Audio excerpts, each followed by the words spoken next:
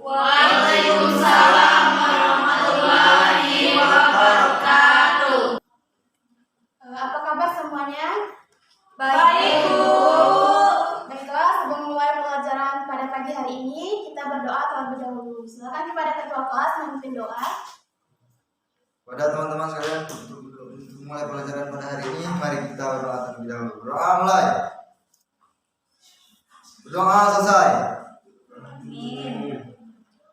Apakah ada yang tidak hadir hari ini? Hadir semua, Bu. Kita akan terlebih dahulu ya. Ya, Bu. Ines Alia, Hadir, Bu. Tri Ratna, Mary, Hadir, Bu. Esa, Hadir, Bu. Novi, Hadir, Bu. Dini. Hadir, Bu. Baik, hadir semua ya. Ya, Ya, Bu. Sedikit motivasi untuk kita pada pagi hari ini. Semua orang, tentunya kita berada di kelas ini, tentunya ingin sukses, bukan?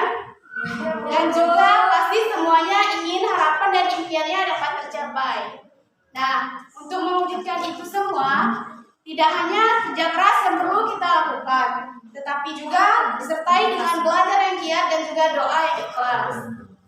Seperti yang dikatakan oleh para ulama, yaitu barang siapa yang bersungguh-sungguh maka dia akan mendapatkan kesuksesan. Dari kalimat tersebut jelas ya, kita dituntut untuk belajar dengan giat supaya bisa menjadi orang yang sukses dan juga harapan dan impian kita semua dapat tercapai. Baik, sebelum masuk ke materi pembelajaran, di sini Ibu akan menjelaskan terlebih dahulu silabus yang kita gunakan. Yang pertama adalah mata pelajaran bahasa Indonesia, kelas atau semester, kelas 8 semester 2.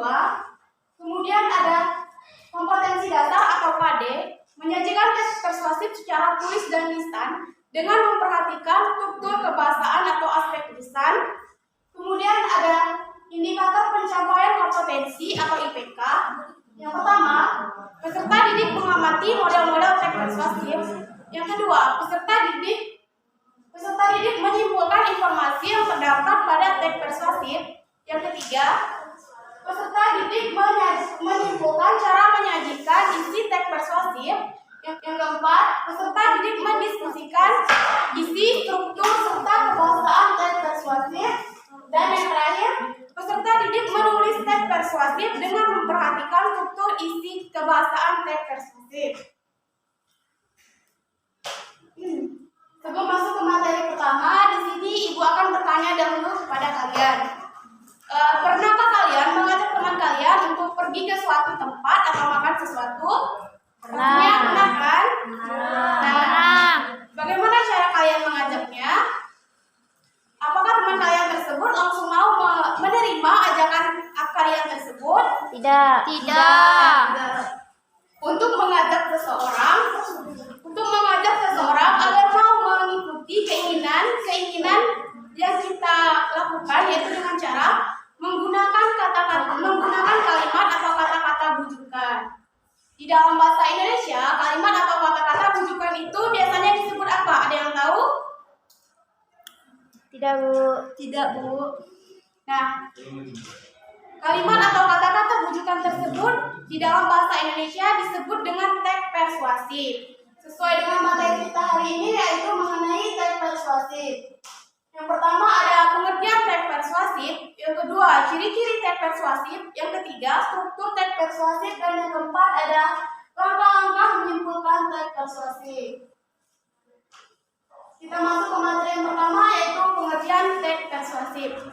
Ada yang tahu apa itu yang dimaksud dengan teks persuasif? Baik, teks persuasif adalah teks yang berisi tujuan atau bujukan kepada seseorang pembaca agar terdorong untuk melakukan serta mengikuti keinginan-keinginan penulis seperti yang diungkapkan di dalam teks. Nah, teks persuasif ini bertujuan untuk mempengaruhi pembaca bahwa ide, gagasan, ataupun pendapat yang disampaikan di dalam teks adalah terbukti dan benar. Di dalam teks persuasif terdapat pula pendapat-pendapat sama seperti halnya di dalam teks argumentatif. Baik pendapat maupun fakta tersebut digunakan untuk mempengaruhi pembaca agar mau mengikuti bujukan-bujukan tersebut. Yang kedua, ciri-ciri teks persuasif. persuasif. Ciri-ciri di sini ada 4 ya. Yang pertama berisi data dan fakta. Yang kedua meyakinkan pembaca. Yang ketiga berisi kata-kata ajakan. Yang kedua meyakinkan pembaca. Yang ketiga berisi kata-kata ajakan dan yang keempat itu menghindari konflik. Yang pertama tadi berisi data dan fakta.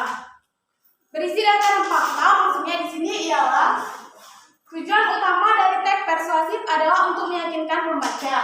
Oleh karena itu, teks persuasif tentunya memiliki alasan-alasan yang kuat dan disertai dengan data dan fakta. Ciri yang kedua yaitu meyakinkan pembaca. Teks persuasif di sini berusaha untuk meyakinkan pembaca agar pembaca mau melakukan serta mempercayai apa yang ditulis oleh penulis. Selanjutnya, berisi kata-kata ajakan. Teks persuasif banyak menggunakan kata-kata ajakan seperti kata-kata ayo, mari, lakukan, dan lain-lain. Kemudian ciri yang terakhir yaitu untuk menghindari konflik. Teks persuasif biasanya menghindari konflik agar kepercayaan pembacanya tidak hilang, serta juga supaya kepercayaan pendapat antara pembaca dan pendengar dapat tercapai. Nah, sampai di sini materi kita. Apakah ada yang ingin ditanyakan? Tidak, Bu. Oke, kita lanjut ya. Yang selanjutnya yaitu unsur-unsur teks persuasif. Ada 4. Yang pertama ada pengenalan isu. Yang kedua ada rangkaian argumen. Yang ketiga pernyataan ajakan. Dan yang keempat penegasan kembali. Yang pertama pengenalan isu. Pengenalan isu di sini berupa pengantar ataupun penyampaian terkait dengan masalah yang menjadi dasar atau pembicaraannya itu. Yang kedua yaitu rangkaian argumen. Rangkaian argumen berupa sejumlah pendapat pembaca ataupun penulis terkait dengan isu yang dikemukakan pada bagian sebelumnya. Nah, pada bagian ini dikemukakan pula pendapat-pendapat yang dapat memperkuat argumennya itu.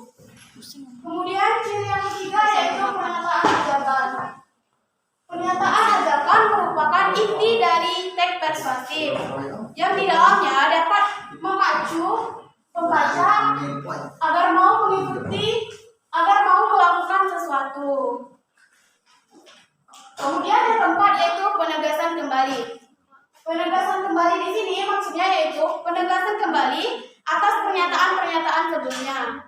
Penegasan kembali biasanya diungkapkan dengan kata-kata seperti demikian, demikianlah, dan oleh karena itulah. Kemudian langkah-langkah menyimpulkan teks persuasif. Ada 4 langkah. Yang pertama, langkah yang pertama yaitu membaca isi teks secara keseluruhan. Yang kedua, mencatat bagian yang penting dari isi teks itu. Yang ketiga, memahami hubungan logis antar bagian penting teks itu.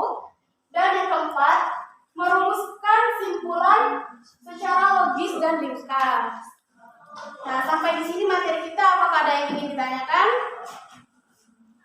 Sepertinya tidak, Bu. Tidak, Bu. Baik, jika tidak ada yang ditanyakan, Ibu anggap kalian sudah memahami ya mengenai materi teks persuasif ini. Ya, Bu. Dari materi kita dari awal sampai akhir tadi, apakah ada yang bisa menyimpulkan? Saya, Bu. Ya, Sulfi.